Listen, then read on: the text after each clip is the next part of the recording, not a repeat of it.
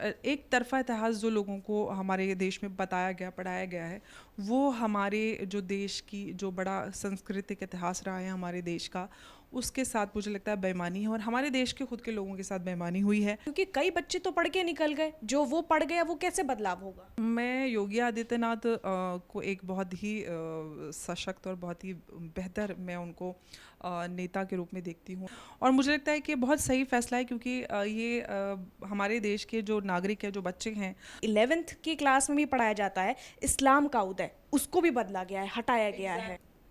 उत्तर प्रदेश में कई बदलाव लगातार देखे जा रहे हैं। ऐसे में हमारे साथ इसी मुद्दे को लेकर बातचीत करने के लिए अंबर जैदी जी हैं, जो खुद एक एक्टिविस्ट हैं, जिनको पता है हर मुद्दों पर हमेशा बेबाकी से बात करती हैं। आज हमारे साथ बातचीत करने के लिए सबसे पहले आपका बहुत बहुत शुक्रिया। बहुत बहुत धन्यवाद। सवाल मैम आपसे ये है कि मुगलों का इतिहास अब खत्म कर दिया गया है और यहाँ यूपी सरकार के इस निर्णय पर अब सवाल भी उठने लगे हैं, जहाँ एक और उन्हें बादशाह कहा जाता रहा है मुगलों को, और एक तरफ यूपी सरकार के इस निर्णय पर इतना टकराव, क्या कहेंगी? इतिहास में एक ही पक्ष दिखाया गया है, सिर्फ मुगलों, क्योंकि अगर हम मध्यकालीन इतिहास की बात करते हैं तो उस वक्त सिर्फ मुगल तो थे नहीं। भारत इतना बड़ा देश है, उसके अलग अलग जो राज्य और जो अलग अलग प्रांत थे उनका भी अपना एक इतिहास रहा है। साउथ की बात करें, उत्तर पूर्व की बात करें, तो वो जो चीज़ें मिसिंग हैं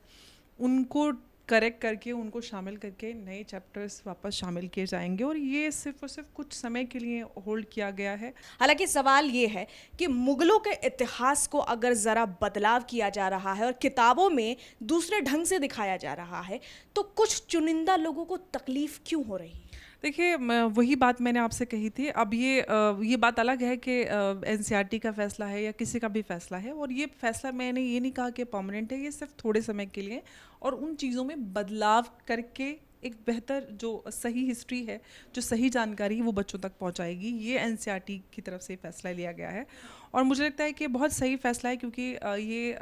हमारे देश के जो नागरिक हैं, जो बच्चे हैं, अब तक जो जिस तरह के मानसिकता अब तक इतिहास के द्वारा, क्योंकि हम जिस तरह की जानकारी अपने बच्चों को स्कूल में करिकुलम में पढ़ाते हैं, वही बड़े होकर कहीं ना कहीं उनके अंदर एक तरह की सोच बनकर आगे बढ़ती है। और एक तरफ़ा इतिहास जो लोगों को हमारे देश में बताया गया, पढ़ाया गया है, वो हमारे जो देश की जो बड़ा सांस्कृतिक इतिहास रहा है हमारे देश का, उसके साथ मुझे लगता है बेईमानी है और हमारे देश के खुद के लोगों के साथ बेईमानी हुई है। हमें अपना सही इतिहास जानने का अधिकार है और अब जो बदलाव हो रहे हैं करिकुलम में, ये बहुत बेहतर हैं क्योंकि हमारा देश इतना बड़ा है और हमारे देश में जो पूरा उस समय का, क्योंकि सिर्फ और सिर्फ मुग़ल अम्पायर की हिस्ट्री रही है अब तक एनसीईआरटी की बुक्स में और जो भी इतिहास की किताबें हैं, अब उसमें जो पूरे भारतवर्ष में उस काल की हिस्ट्री रहेगी, उसमें अलग अलग जो हमारे प्रांत हैं, साउथ है और नॉर्थ ईस्ट है, या जितने भी अलग अलग हमारे रहे हैं, उनका पूरा एक मिला जुला कर उस समय में कहाँ पे क्या क्या हुआ, किस तरह की चीज़ें हुई, तो एक तरफ़ा इतिहास में रहकर अब बच्चों को एक संपूर्ण जानकारी मिल पाएगी, जो कि मुझे लगता है एक बहुत बेहतर कदम है बच्चों को सही इतिहास पहुँचाना। तो ऑफ कोर्स जो चीज़ें हुई अब तक, तो मुग़लों का जो ग्लोरिफिकेशन इतिहास में हो रहा था,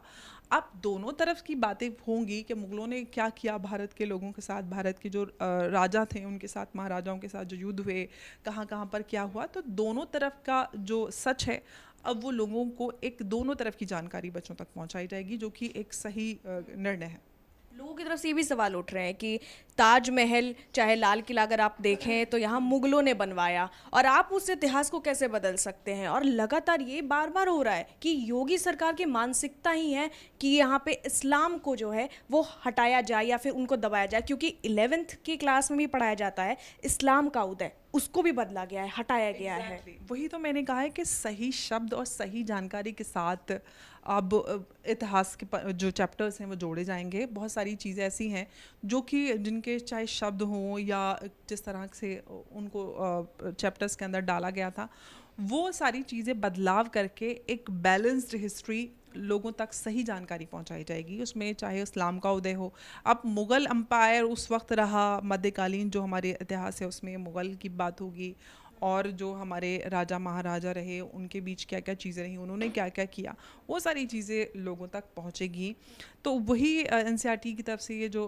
लिया गया फ़ैसला, ये उसी को लेके है कि एक सही जानकारी बच्चों तक पहुँचाई जाएगी। मेरा आपसे आखिरी सवाल ये होगा कि ये जो निर्णय आज लिया गया है एनसीईआरटी की तरफ से, अगर आप कह रहे हैं, या योगी सरकार की तरफ से जो निर्णय सामने आया है बच्चों के लिए आया, मैं वही बोल रही हूँ, लेकिन अगर ये निर्णय पहले ले लिया जाता, क्योंकि कई बच्चे तो पढ़ के निकल गए, जो वो पढ़ गया वो कैसे बदलाव होगा? देखिए, अब जो हो गया वो हो गया, लेकिन अब जो हम अपने देश में देख रहे हैं कि पहले ये होता था कि सिर्फ इतिहास या जो पॉलिटिकल साइंस या इस तरह के स्टूडेंट्स होते थे उन्हीं को ये जानकारी पता होती थी, लेकिन आज हर एक वर्ग के लोग, हर एक स्ट्रीम के लोग, हर किसी को इतिहास जानने का बड़ा शौक़ है, बड़ी ललक नज़र आती है। लेकिन सही माने में इस देश के अंदर जो गलत चीज़ें लोगों के दिमाग में डाली गई हैं उनको बदलने के लिए तो सही जानकारी हम पाठ्यक्रम में डालेंगे, तभी ये बदलाव मुमकिन हो पाएगा। माफ़ी के साथ एक और सवाल कि इस निर्णय के साथ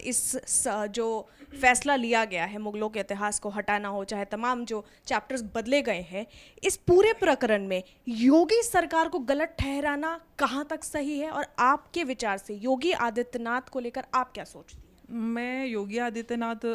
को एक बहुत ही सशक्त और बहुत ही बेहतर, मैं उनको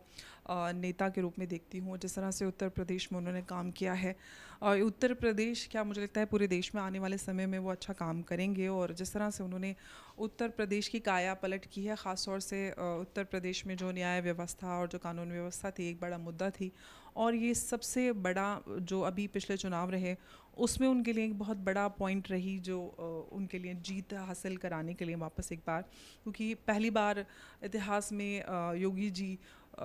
रिपीट होने वाले सीएम हैं। और पिछली बार तो चलो वो एक सीएम के रूप में, चेहरे के रूप में आगे नहीं थे, लेकिन इस बार वो सीएम के चेहरे के रूप में थे, और उन्हीं के दम पर सरकार वापस आई, क्योंकि उन्होंने काम करके दिखाया है और जनता भी उनके काम को पसंद कर रही है, इसीलिए वो वापस सत्ता में आए हैं।